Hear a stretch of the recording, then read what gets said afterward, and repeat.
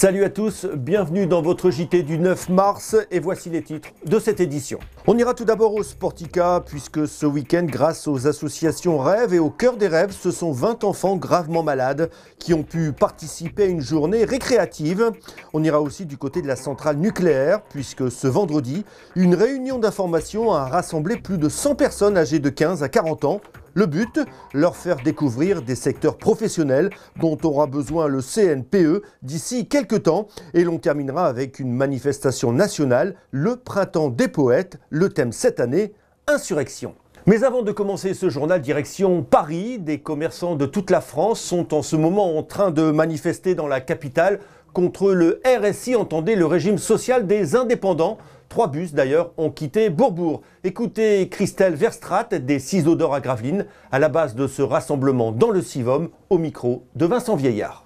De Bourbourg, ce sont 7 bus qui ont relié Paris et la rue de Vaugirard, juste devant le Sénat. Environ 400 commerçants noyés dans la foule, mais aussi dans les factures à cause du RSI, le régime social des indépendants.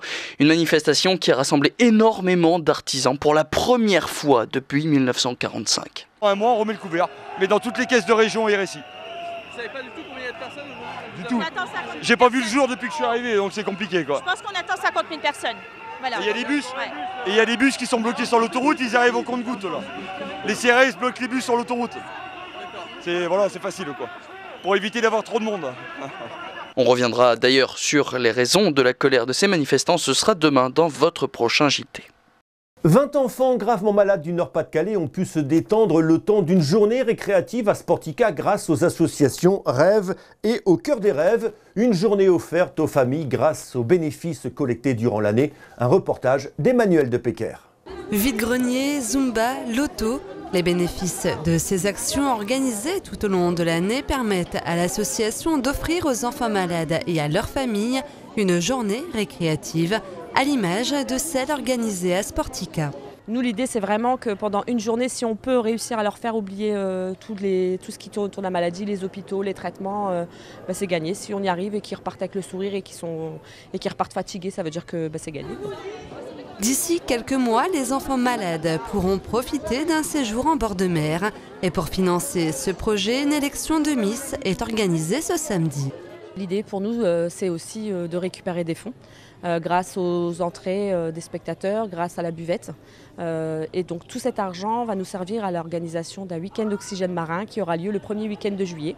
Où là, on va inviter également les familles de l'association à venir à Gravelines.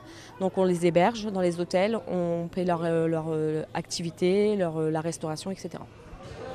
Et quand les comptes le permettent, l'association réalise les rêves des enfants malades.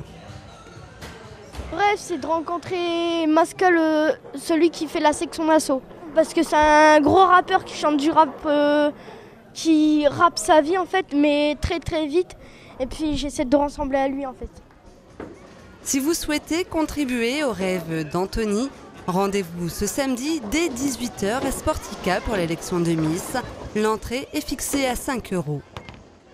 Vendredi dernier, plus de 100 personnes se sont intéressées à l'avenir de la centrale car le CNPE de Gravelines pourrait bien continuer de recruter. Une réunion d'information était organisée vendredi avec la municipalité. L'objectif est de donner des idées pour diriger ou rediriger les personnes vers les secteurs qui pourraient recruter dans les années à venir. Alors pourquoi ne pas s'intéresser à une nouvelle formation? Vincent Vieillard et Aurélien Février. Cette réunion d'information a donc permis à 110 curieux d'obtenir de la visibilité sur le programme industriel de la centrale, un programme qui s'échelonne jusqu'en 2025. Et parmi ces 110 personnes, il y avait du lycéen au quadragénaire en reconversion. Mais le message était clair, à la sortie de cette réunion, il n'y avait pas de promesse d'embauche. C'est vrai qu'en 2014, la centrale a embauché 107 personnes. Pour 2015, la vision que l'on en a, c'est environ une centaine de personnes. Après, on ne va pas s'engager, on n'aura peut-être pas ce même nombre de personnes. Ce qui est sûr, c'est qu'on aura besoin de personnes compétentes, formés dans le cadre de ce programme industriel. Quand la municipalité a découvert ce programme industriel, elle en a profité pour guider les jeunes vers la centrale et la réunion s'est donc créée en une semaine chrono. C'est bien de voir ces jeunes qui bougent. Il y a des travaux qui vont avoir lieu à la centrale, il y a une présentation qui a eu lieu il y a 15 jours et il était intéressant pour moi de faire savoir au niveau des jeunes les travaux qui vont avoir lieu et les possibilités de faire des formations qui sont adéquates avec les travaux. La centrale nucléaire pourrait rechercher dans les secteurs comme la chaudronnerie, le génie civil ou encore le secteur électrique. À l'heure actuelle, avec la réforme énergétique, 2 réacteurs pourraient être fermés. On pourrait croire alors que les embauches ne soient pas légion. Nous sommes des exploitants nucléaires et le but, c'est d'assurer la sûreté des installations, quels que soient les débats qui peuvent se passer en ce moment autour de nous. On assure la sûreté de nos installations et pour cela, on doit investir sur nos matériels, on doit avoir des personnes compétentes. C'est la raison pour laquelle on investit et on aide et on guide pour que les personnes puissent être les plus qualifiées possibles pour assurer la sûreté de nos installations. Cette réunion d'information qui a pu réunir plus de 100 personnes en une semaine, c'est donc la preuve que les Gravelinois sont curieux des filières pour leur avenir. Du coup, est-ce que la municipalité pourrait en organiser d'autres ? Oui, parce qu'il n'y a pas longtemps, j'ai vu dans le journal qu'au niveau Péchiné, il allait y avoir des travaux. J'ai bien l'intention de faire la même chose avec Péchiné.